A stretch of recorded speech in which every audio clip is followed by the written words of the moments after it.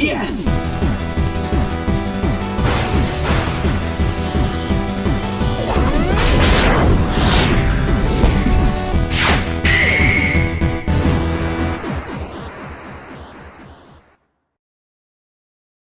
Hey everyone, and welcome back to another episode of The Completionist, and we are here once again with more content on Superhero Month.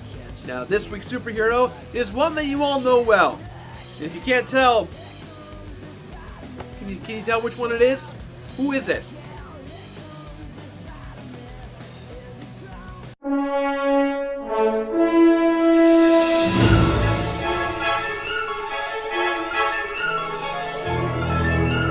When you think of Spider-Man 2, that movie that stars Jamie Foxx as Electro might spring to mind. But this is not your little brother Spider-Man 2. No, this is the original Spider-Man 2 from back in 2004 when there was no Marvel Cinematic Universe. The only decent Marvel movies that we had at the time were X-Men and Blade. The comic book movie genre itself was still growing into the box office behemoth that it would eventually become. Meanwhile, over in video game land, the breadth and budgets of many titles were getting bigger and bigger. Players had more access to more options and playable areas in their games than ever, and so began the meteoric rise of open-world gaming. Two genres across two mediums were both reaching unprecedented levels of scope, scale, and popularity, and Spider-Man 2 was right in the middle of it. Now, the game based on the first Spider-Man movie was simple and fun, but very unmemorable. It featured the voice talents of a couple of cast members from the movie, and it also featured a somewhat impressive New York City in its levels. But it just couldn't seem to make a lasting impression. However, when the time came to adapt the sequel, players were finally given the chance to experience what it truly feels like to be Spider-Man. With its release in 2004, Spider-Man 2 the video game presented players with an extensive array of combat techniques, a great variety of missions to accomplish, and, most importantly, a huge realistic Manhattan to explore, rooftop by rooftop. It was more than a step up from its predecessor. It was considered by many to be the ultimate Spider-Man experience. Not the ultimate Spider-Man experience, but you get the drift. And it's a title that is still fondly remembered by many. Spider-Man may not have gotten things right the first time, but everyone deserves a second chance. The blade that pierced his body came from his gilder.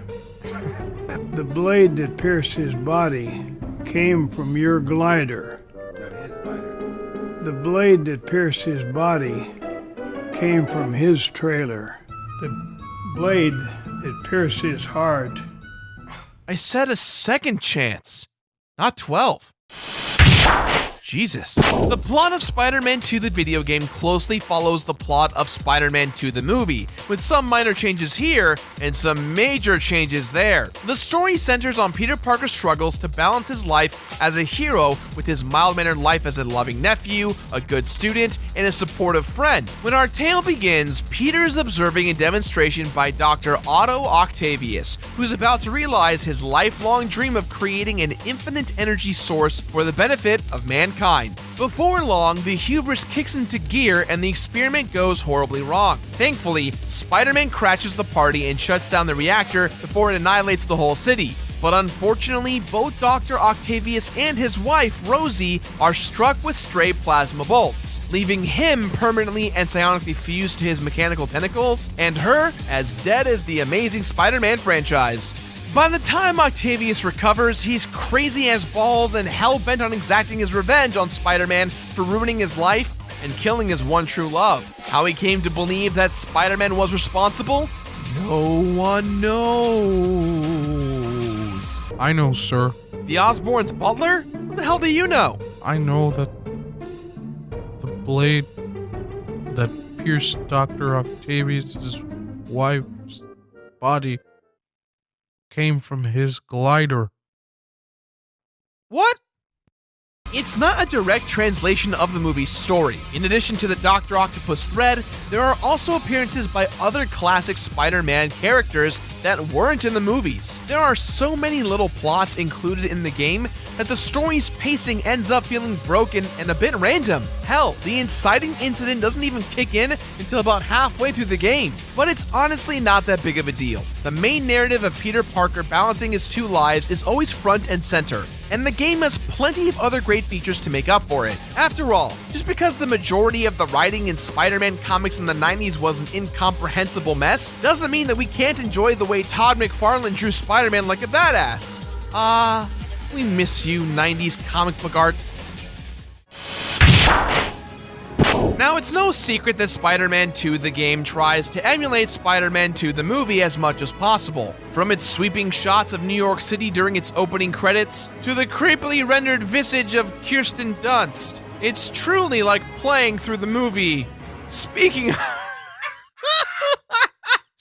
of freaky faces, they're all over this game's full motion videos. The in-game models aren't so bad, but the ones that appear in the cutscenes really dive into not the uncanny valley. That would imply that they're extremely lifelike with a slight flaw. This is like the mundane hill. Stay away from the mundane hill, you guys. The mundane that pierced his body came from your hill. Hey! Knock it off. Thankfully, the backgrounds are much prettier to look at. The sheer size of the city, which includes all of those New York landmarks, is pretty impressive, and it's also really nice to look at during the nighttime while the lights are shining.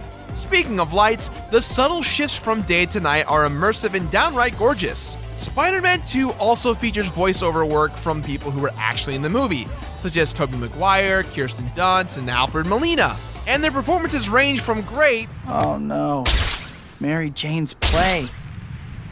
If I hurry, I can still make it in time. —to obviously phoned in. But the real star of the show is Bruce Campbell, who reprises his role as the game's narrator. He's known for being snarky and passive-aggressive as he delivers important information to the player, and he's still got it. Well, sequel time already, huh? Welcome back, I guess. I'm sure you miss me more than I missed you. The music in the game ranges from orchestral to jazzy. The problem is that there aren't enough tracks to keep you from getting bored as you swing around from the city. But the sound effects are one of the things that make you feel the most like Spider-Man. It's so goddamn exhilarating to hear the wind rush past your ears as you pick up speed while swinging through the city. It's a super small detail that makes a world of a difference. So thanks, random designer that came up with that and fought to keep it in the game. You're a bro. Lots of Spidey games have come and gone, many of which have attempted to emulate another iteration of Spider-Man from throughout his long history. But it's the little intricacies, as opposed to the in-your-face features, that make Spider-Man 2 look and feel as good as it does. Now, just make me a version of this that features Japanese Spider-Man.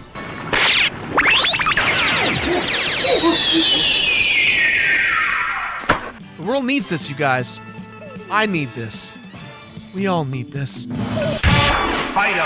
Spider-Man 2 is a quintessential open-world game. There's a whole lot to do in it, but most of the time, its simplest features are its best features. You'll be swinging around, collecting items, racing against the clock, and battling thugs. And since you're so dang heroic, you'll be earning hero points for just about everything you do. You'll need these points in order to complete chapters and buy upgrades from the Spidey store. Spidey's combat capabilities are surprisingly versatile, fun, and well executed. He can evade, perform combos, utilize his webbing, and even perform a full-on rolling Azuna drop. And despite what you might expect, things aren't too mashy here either. Precision is required to get the best out of Spider-Man's fighting, which makes sense. He's not a bruiser, he's Spider-Man. He's delicate. And then there's the swinging. Oh my god, the swinging! The swinging feels perfect! You have so much control and freedom that you can literally lose hours while playing this game. You can lose yourself in this game, and that's not even while playing through the missions or stopping crimes, but just by zoning out and swinging around. It's by far the best aspect of this game, and it's a shame that this mechanic has yet to be perfectly recreated in another Spider-Man game, or any game for that matter. It wouldn't be an open-world game without lots of little tiny quests and random encounters. The NPCs that have the green question mark above their heads— I'm sorry, I had a Riddler flashback. I'm so sorry. The NPCs that have a green marker above their heads have a mission for you. These involve saving people from falling off of buildings, stopping carjackings, and foiling robberies. The random encounters aren't that much different. Instead of initiating these quests by talking to an NPC, they just pop up as you're exploring the city. They include random muggings, punishing civilians for exhibiting road rage, and saving the wayward balloons of the city's children. He stole my balloons! Now, you don't have to complete these random missions if you don't want to. You could very well ignore people's cries for help, but that wouldn't be very Spider-Man-like. That seems more up symbiote Spider-Man's alley. Around the city, you'll come across blue markers that will trigger races. Spider-Man must swing, jump, and climb through various checkpoints in a specific sequence while performing the necessary tricks in order to advance to the finish line. There are a crap ton of these races, and some of them can be very, very hard. But if you need a break from progressing the story, you can always do a side mission or two. These can be triggered at will and include tasks like racing towards a date with Spider-Man's on-and-off-again flame, Mary Jane, taking photos at specific spots around town for the Daily Bugle, and delivering hot pizzas. They'll all nab you some extra hero points, and they'll all eventually end up feeling like work. When it comes to your enemies, the vast majority of them are nameless generic thugs. There is some slight variation here and there, but for the most part, they're functionally the same. Things start to get really interesting though when you get to fight other enemy types, such as flying alien robots, hopping murder clowns, and bad dudes in power armor. I mean, look, that's the game. The boss fights will pit you against many favorites from Spidey history, like the Rhino and the Shocker. To beat these guys, you'll have to dodge, avoid their attacks, or search the immediate area for switches to press before they're vulnerable to attack. Mysterio, however, is more of a thinking man's boss. Rather than getting his hands dirty, he prefers to prove that he's better than Spider-Man by challenging him to games, puzzles, and obstacle courses. He's actually not bad once you get the hang— Oh god, no. No, not you. No, not again. I stopped you. I stopped you! Do you require assistance, sir? You get out of here, Bernard!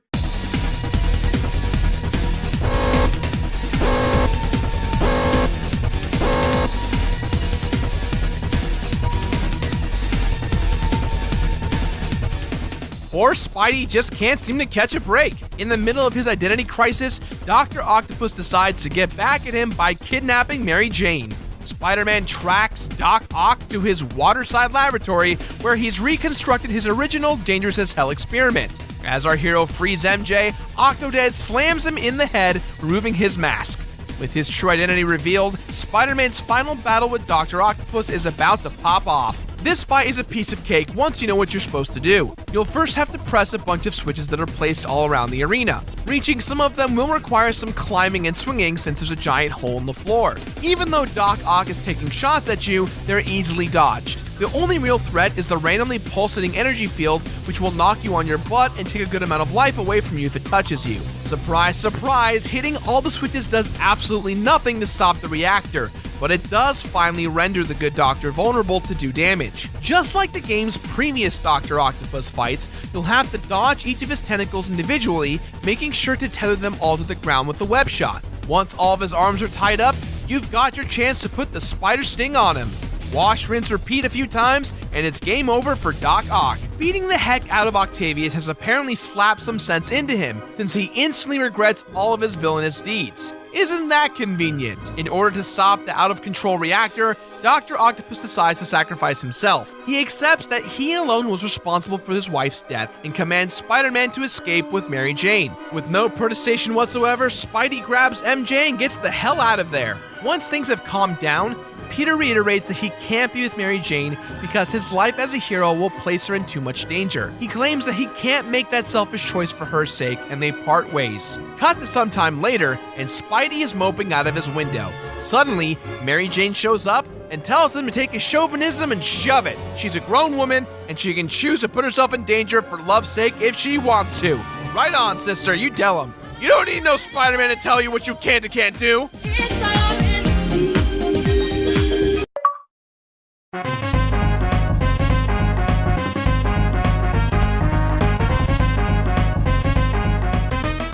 This is one of those games, you guys. One of those games that wouldn't be so bad to complete if you didn't have a bunch of seemingly useless collectibles. These collectibles come in the form of tokens, which can be found all around New York. There are skyscraper tokens, which are located at the top of buildings, buoy tokens, which are found out at sea, hideout tokens, which you can find in the seediest locations in the city, and secret tokens, which are simply hidden in the most random and diabolical places. There are hundreds of these things, and they're hard to track down. Sure, you'll come across loads as you play naturally, but trying to get them all without a checklist or any hints of some sort is a real pain. To make matters worse, the only real reward you get for collecting these things is an upgrade to your wall sprint technique, and that's only for collecting the skyscraper tokens.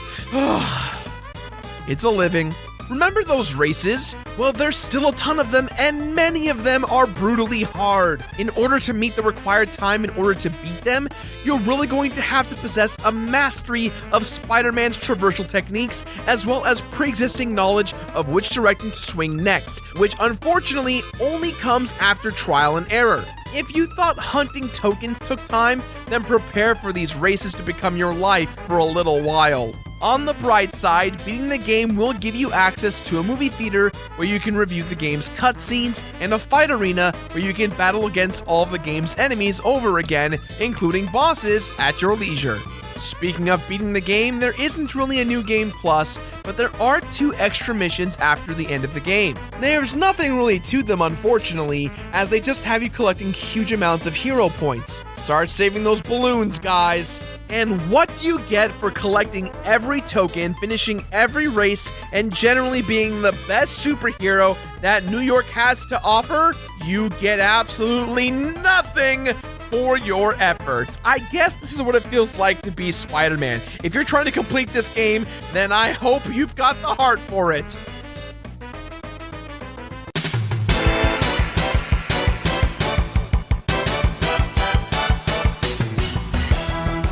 Spider-Man 2 is highly enjoyable, especially if you appreciate the characters and their world. Even if you're not a Spidey fan, the combat and swinging mechanics are worth the price of admission. The missions provide lots of fun, even though you'll be repeating many of them over and over. Unfortunately, if you're looking to complete this game, then you're going to eventually feel the full force of open world fatigue.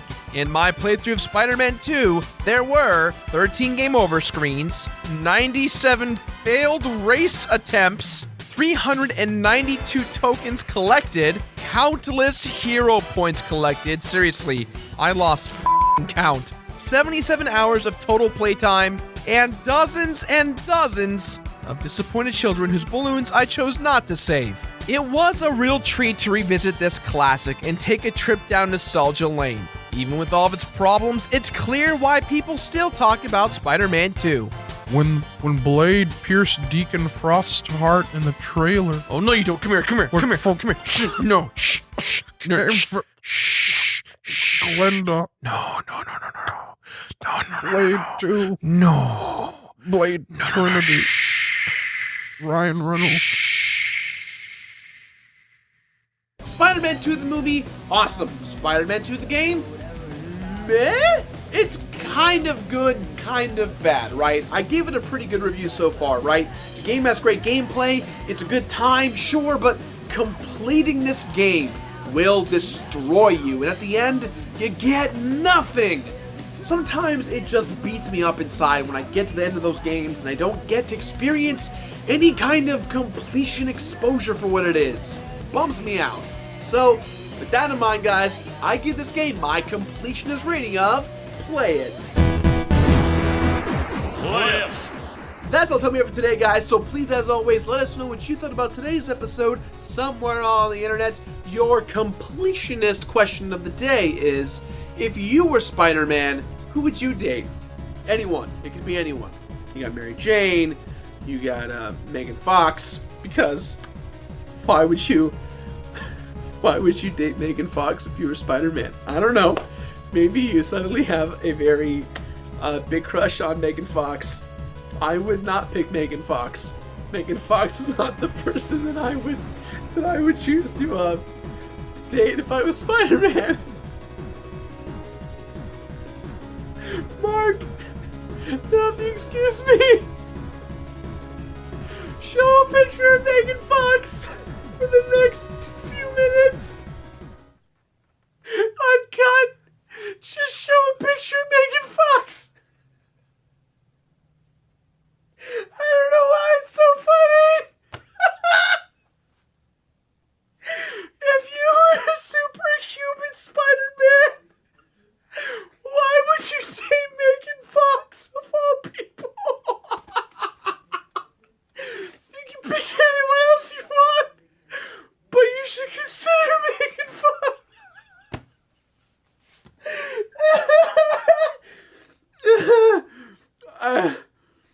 I don't know.